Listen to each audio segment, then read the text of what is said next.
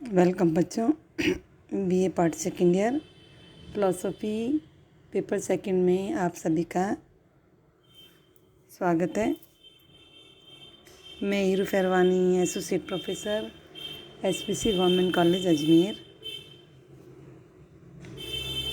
Logic paper में हमारा chapter जिस पर हम चर्चा कर रहे थे प्राकल्पना, जिसमें हमने प्राकल्पना का अर्थ और उसके प्रकारों पर चर्चा की है। आज हम करेंगे प्राकल्पना की शर्तें, यानी कोई भी प्राकल्पना जब बनाई जाती है वो वैलिड है तो उसकी वैलिडिटी की मूल शर्तें क्या हो सकती हैं। कंडीशंस ऑफ वैलिड हाइपोथेसिस, यानी वैध प्राकल्पना की कौन कौन सी शर्तें हैं जिसके आधार पर हम ये सिद्ध कर सकते हैं कि जो प्राकल्पना बनाई गई है वो सही है। तो प्राकल्पना की शर्तों में सबसे पहली शर्त है कि प्राकल्पना की सबसे मुख्य विशेषता ही यही है कि वो सही, वैध या तर्कसंगत तब है जब वह हमारे आसपास के तथ्यों की व्याख्या करें। यानी प्रकृति में होने वाली जो घटनाएं हैं उन घटनाओं की वास्तविकता पर आधारित होनी चाहिए। यानी जिन भी तथ्यों की हम व्याख्या कर रहे हैं वो प्रकृति में होने वाली वास्तविक घटनाओं पर ही आधारित होनी चाहिए, क्योंकि वैध प्राकल्पना जो है अपने प्रारंभ में तथा सत्यापन के लिए हमेशा तथ्यों पर निर्भर करती है। तथ्य अगर जगत में अनुकूल हैं तो हमारी प्राकल्पना जो है वो वैध आकार की कहलाएगी। दूसरी ये विशेषता है कि अच्छी प्राकल्पना वह है जिसे अनुभव के द्वारा या निरीक्षण के द्वारा हम सत्यापित कर सकें। यानी सत्यापन और अनुभवों द्वारा प्रमाणित होने के साथ एक अच्छी प्राकल्पना को अपनी पूरी शर्तों को करना चाहिए। यानी एक प्राकल्पना का जो उद्देश्य है वो उद्देश्य पूर्ण होना चाहिए। यानी जिस समस्या के लिए उसका हम गठन कर रहे हैं तो उसके समाधान का भी रास्ता होना चाहिए। प्राकल्पना को उस समस्या से निश्चित रूप से हमें संबंधित करना है जिसका समाधान किया जा सके।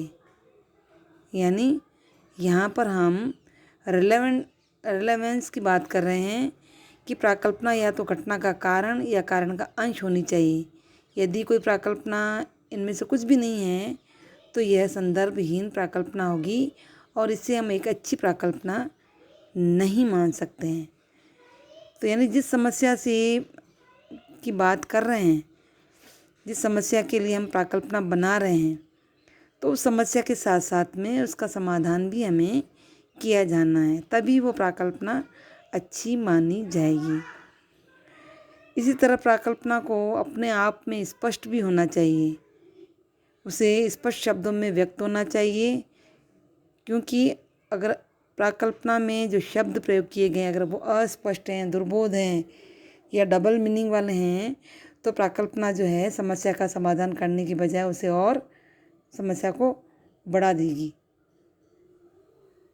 इसके बाद कुछ प्राकल्पनाएं ऐसी भी हैं जिनमें कैलकुलेशन, चित्रों का अंकन और निरीक्षण की कम आवश्यकताएं होती हैं, तो वे प्राकल्पनाएं भी अच्छी मानी जाती हैं।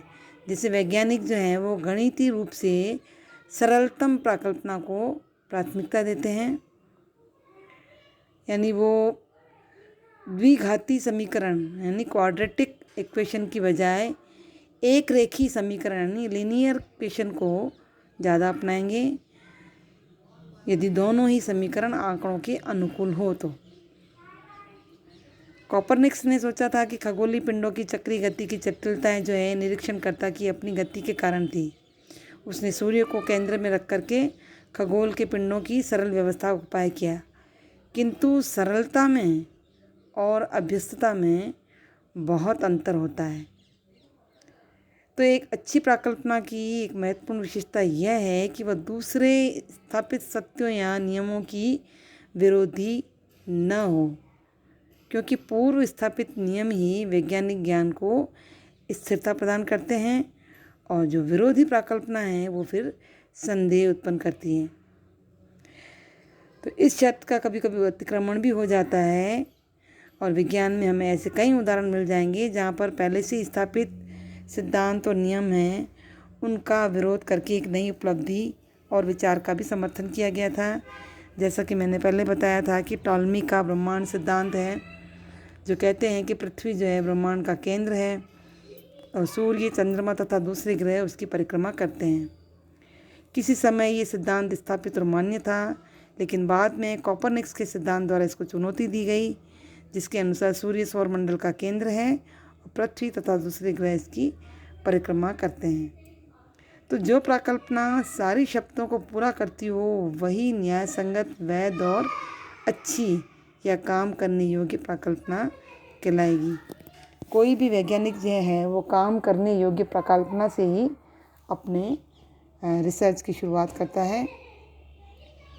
कोई काम करने योग्य प्राकल्पना को समय के लिए सत्य भी मानी जाती है और केवल हमारी जिज्ञासा की दिशा प्रदान करती है, लेकिन ऐसी प्राकल्पना जो है तभी वास्तविक समाधान के रूप में मान्य होगी जब उसका सत्यापन और अनुमोदन दोनों हो जाएं। तो ठीक है, तो ये प्राकल्पना की शर्तें हैं जो एक प्राकल्पना को वैध साबित करती हैं।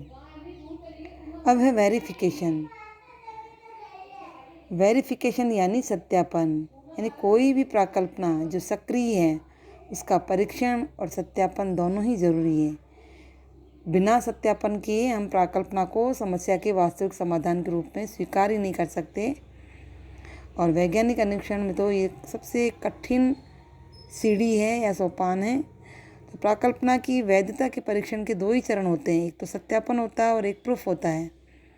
तो प्राकल्पना के सत्यापन का तो अर्थ ये है कि जो तथ्य और अनुभव, जो आंकड़े हैं जो हमने अनुभव से प्राप्त किए हैं, उनके आधार पर हम प्राकल्पना की सत्यता का परीक्षण करें।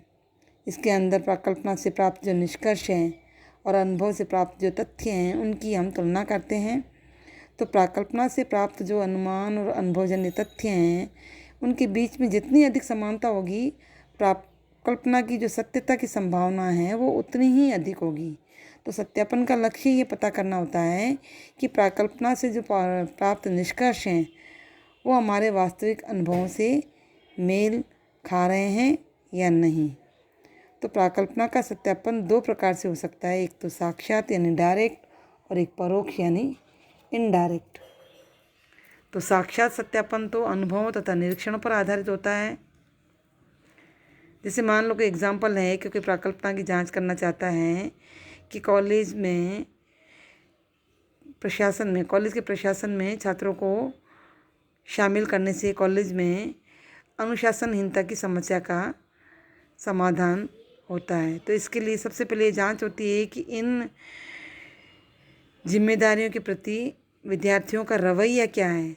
यदि निरीक्षण यह दर्शाता है कि कॉलेज प्रशासन में बड़ी हिस्सेदारी से उनकी अनुशासनहीनता कम हो रही है, तो प्राकल्पना जो है साक्षात निरीक्षण द्वारा सत्यापित मानी जाएगी। किंतु कई स्थितियाँ ऐसी भी होती है जो प्राकल्पना का साक्षात सत्यापन संभव नहीं होती है। तो उस स्थिति में हम इनडायरेक्ट यानी परोक्ष सत्यापन से प्राकल्पना को सत्यापित कर सकते हैं।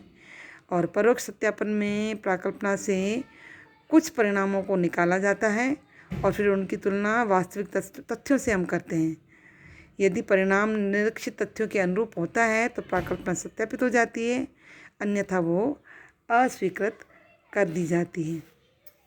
तो विज्ञानों में ऐसे उदाहरण प्राप्त होते हैं जहाँ वैज्ञानिक किसी प्राकल्पना से सत्यापनीय परिमाणों को निगमित करके उसका परोक्ष सत्यापन करता है। तो एक तार्किक युक्ति की रचना करके प्राकल्पना का परोक्ष सत्यापन किया जाता है। यदि उसे सुनिश्चित तार्किक आकार में हम व्यक्त करें तो यह एक हेत्वाभाषित न्याय हाइपोथेटिकल सिलोजिज्म हो जाता है। और यदि कोई व्यक्ति प्राकल्पना एच का परोक्ष सत्यापन करता है तो वह हेत्वाश्रित न्याय बन जाएगा। जैसे यदि सड़क गीली है तो थोड़ी देर पहले बारिश हुई है, सड़क गीली है इसलिए थोड़ी देर पहले बारिश हुई है।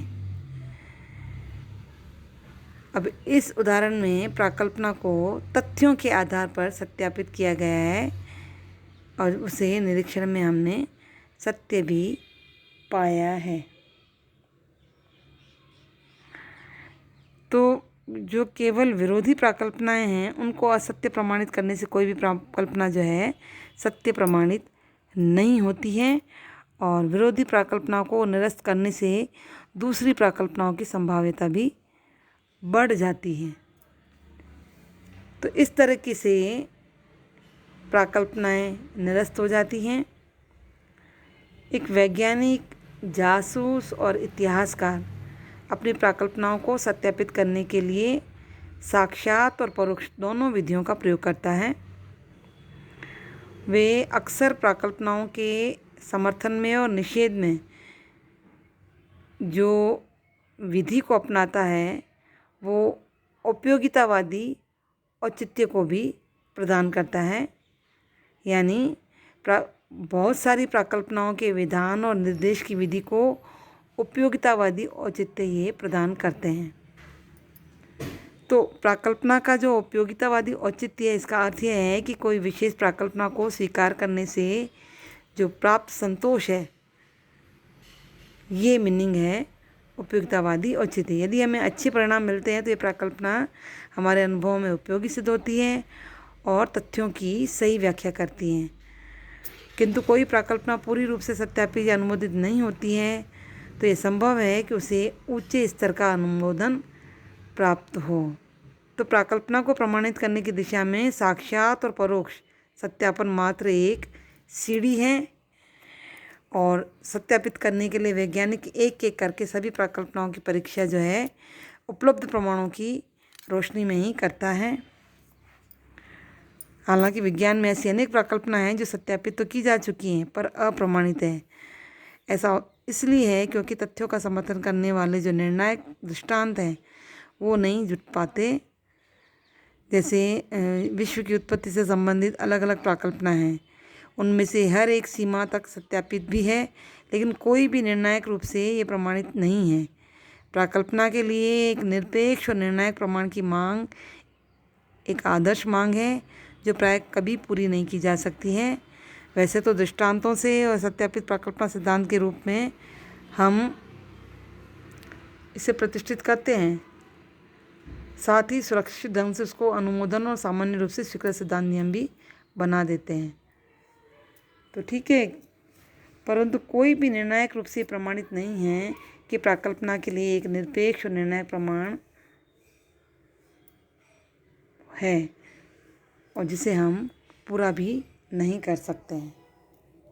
तो ये था प्राकल्पना की वैधानिक शर्तें और प्राकल्पना को सत्यापित करने वाले दो प्रमाण, साक्षात और परोक्ष, जिसके आधार पर हम प्राकल्पना को सत्यापित कर सकते हैं।